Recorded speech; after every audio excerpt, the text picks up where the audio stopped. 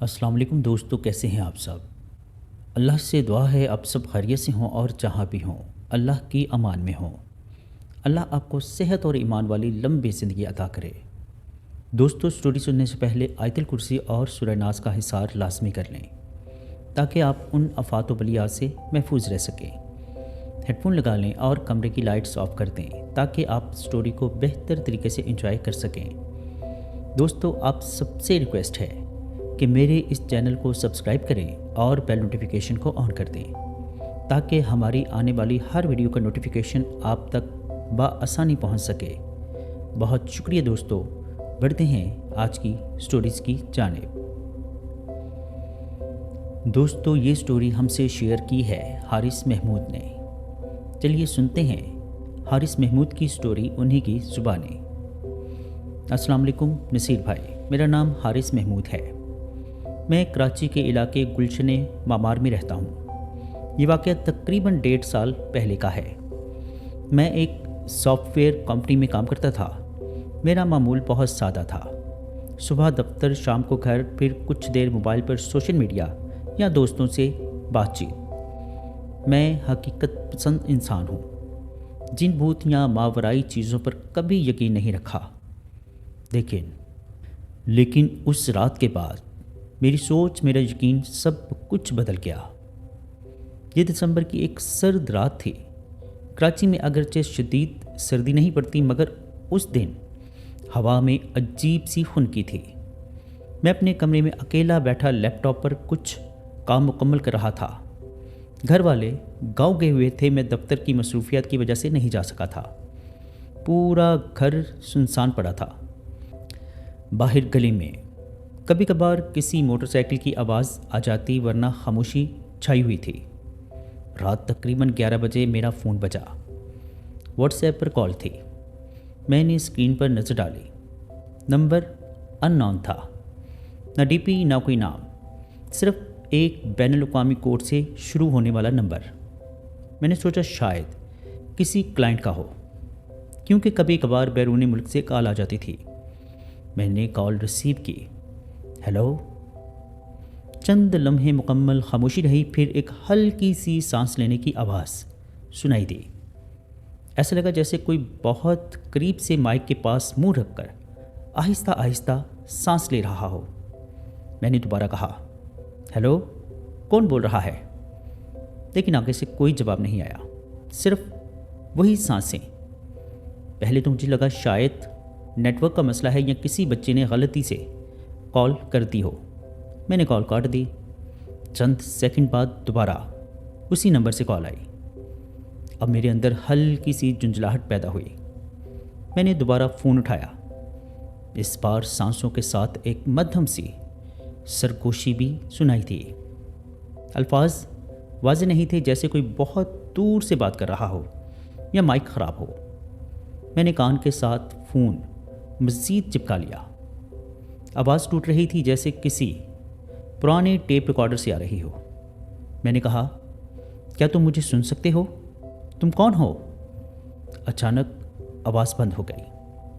फिर एक जुमला वाज़े तौर पर सुनाई दिया, मैं तुम्हें देख रहा हूँ।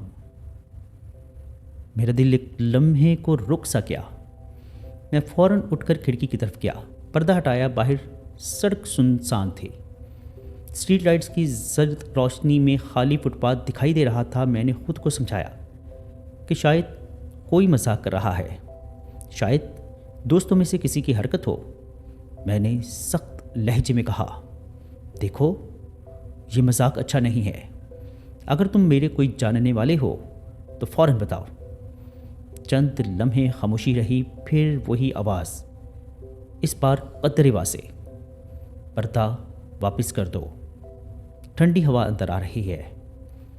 ये सुनकर मेरी रीढ़ की हड्डी में जैसे बर्फ़ जम गई थी। मैंने फ़ौरन पीछे मुड़कर देखा। खिड़की वाकई खुली थी और पर्दा आधा हटा हुआ था। मगर ये तो मैंने खुद अभी हटाया था। उसे कैसे पता चला? मेरा गला खुश्क हो गया। मैंने जल्दी से पर्दा बंद किया और खिड़की लॉक कर दी। फ़ोन अब भी कान के साथ लगा हुआ था। मैंने हिम्मत करके पूछा, تم کون ہو؟ جو جواب ملا وہ آج تک میرے کانوں میں گونجتا ہے، تمہارے بہت قریب، بہت زیادہ قریب۔ اسی لمحے میرے کمرے کی لائٹس ہلکی سی فلیکچویٹ ہوئی اور پھر بجھ گئی۔ پورا کمرہ اندھیرے میں ڈوب گیا۔ میرا دل زور زور سے دھڑکنے لگا۔ میں نے فوراً موبائل کی فلیش لائٹ آن کی۔ لائٹ دوبارہ جلانے کے لیے سوئچ بورڈ کی طرف بڑھا، مگر فون پر آواز اب بھی آ رہی تھی، روشنی مت جلاؤ۔ میں نے گھبرا کر کہا، تم آخر ہو کون؟ جواب میں ہلکی سی ہنسی سنائی دی، ایسی ہنسی جو نہ مکمل مرد کی تھی نہ عورت کی، جیسے دو آوازیں ایک ساتھ مل کر ہنس رہی ہوں۔ میرا دماغ تیزی سے کام کر رہا تھا۔ میں نے سوچا شاید کوئی ہیکر ہو یا کسی نے کیمرہ ہیک کر لیا ہو۔ میں نے فوراً فرنٹ کیمرہ چیک کیا، ٹیپ لگا ہوا تھا جیسا کہ میں ہمیشہ لگاتا ہوں۔ میں نے لائٹ دوبارہ آن کرنے کی کوشش کی، اس بار لائٹ چل گئی۔ کمرہ ویسے ہی تھا جیسے پہلے تھا، کوئی نہیں تھا وہاں پر۔ فون اچانک کٹ گیا۔ میں نے فوراً اس نمبر پر دوبارہ کال کی۔ یہ نمبر واٹس ایپ پر موجود نہیں ہے، اسکرین پر یہی پیغام آ رہا تھا۔ میں نے دوبارہ چیک کیا، کال لاگ میں وہ نمبر موجود تھا، مگر جب چیٹ کھولی تو کچھ بھی نہیں تھا، نہ ڈی پی، نہ آخری بار آن لائن، نہ کوئی معلومات۔ میں نے سوچا شاید نیٹ ورک کا مسئلہ ہو۔ اس رات میں دیر تک جاگتا رہا، ہر آہٹ پر چونک جاتا، مگر دوبارہ کوئی کال نہیں آئی۔ میں نے فیصلہ کیا کہ اگلے دن اپنے دوست عثمان کو بتاؤں گا، وہ آئی ٹی کا ماہر تھا، شاید کوئی منطقی وجہ نکال لے۔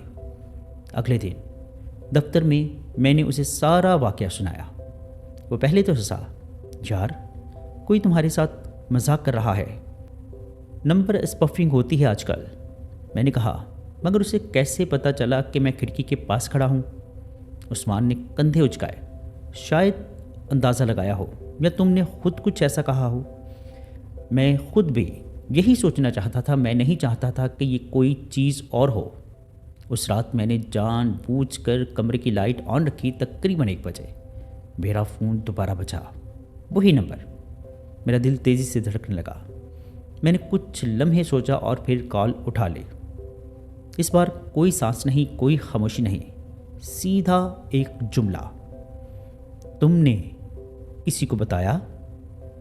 یہ سن کر میرا خون خشک ہو گیا۔ میں نے جھوٹ بولنے کی کوشش کی، کیا مطلب؟ آواز قدرے سخت ہو گئی، تم نے دفتر میں بتایا عثمان کو۔ میرے ہاتھ سے فون تقریباً گر گیا۔ یہ نام اسے کیسے معلوم تھا؟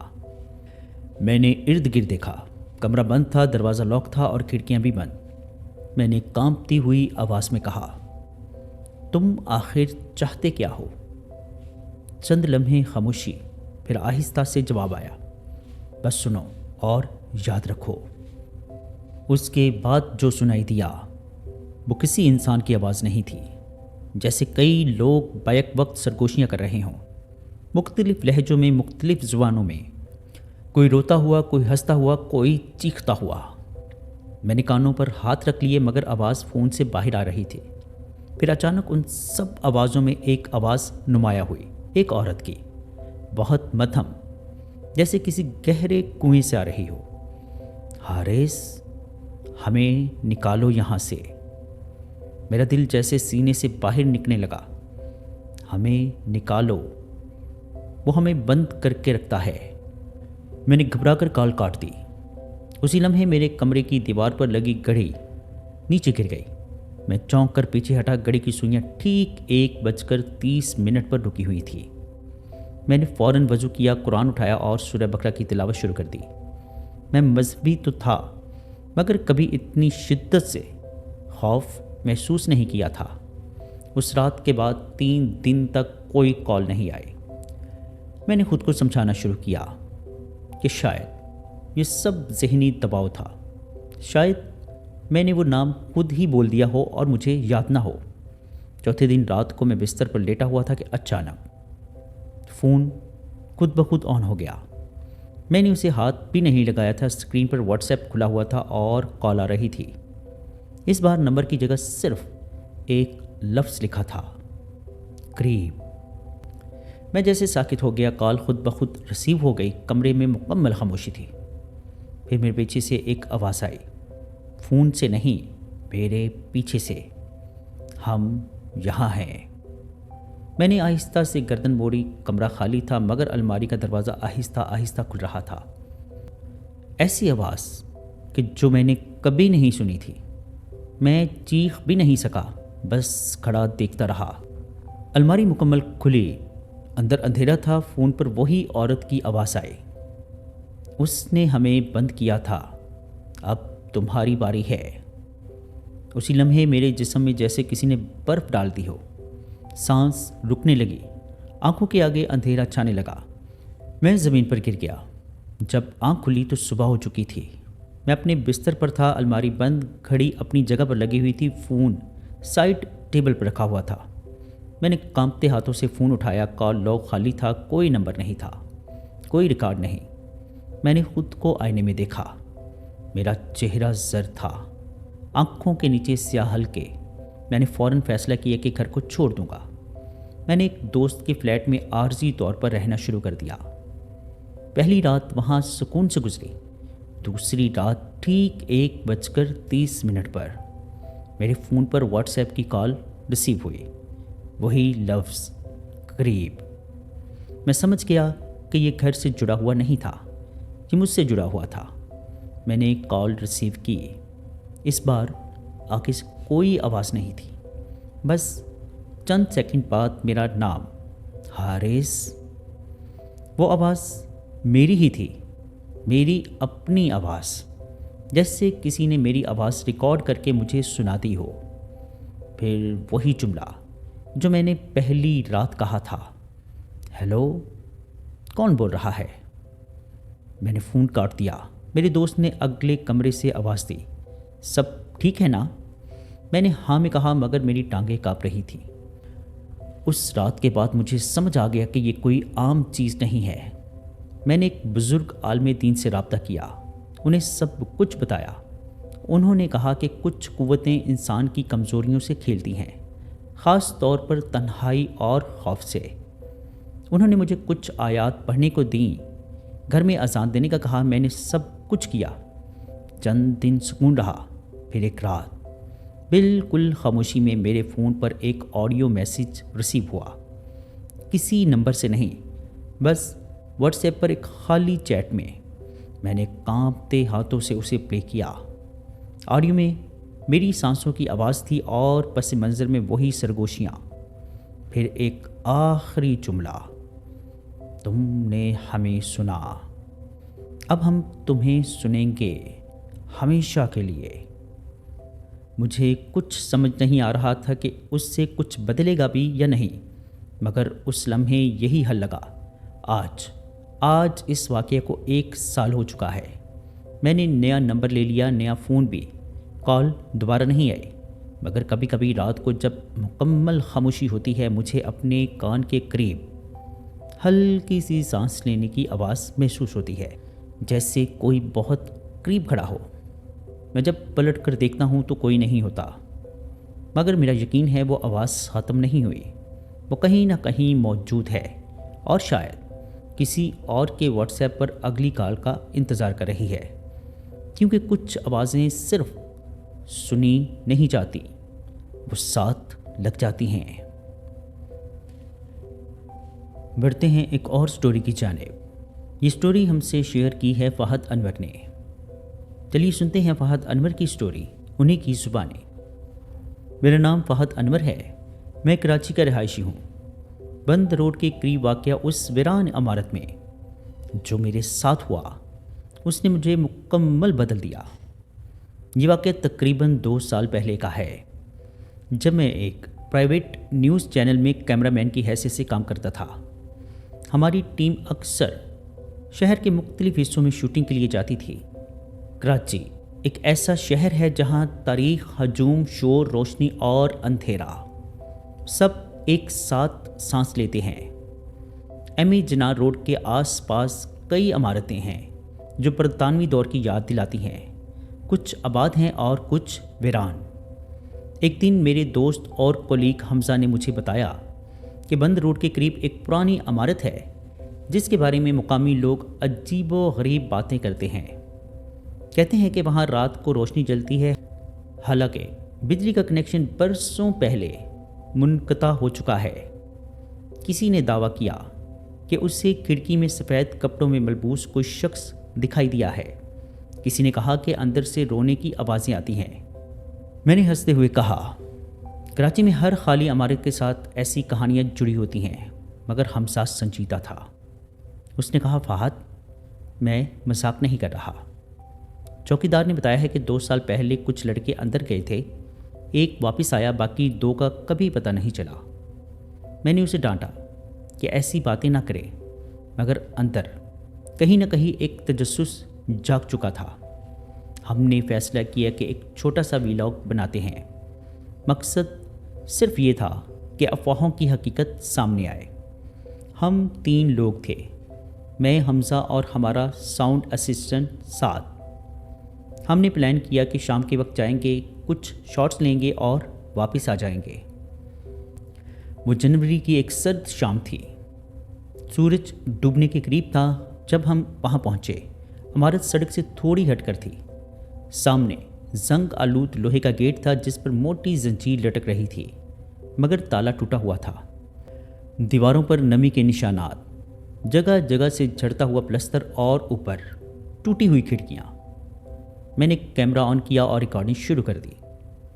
السلام علیکم دوستو، آج ہم کراچی کی ایک ایسی عمارت میں داخل ہونے جا رہے ہیں جس کے بارے میں مقامی لوگ دعویٰ کرتے ہیں کہ یہاں کچھ غیر معمولی ہوتا ہے۔ یہ سب کہتے ہوئے میں خود کو بہادر ظاہر کر رہا تھا، مگر دل کی دھڑکن معمول سے تیز تھی۔ ہم اندر داخل ہوئے۔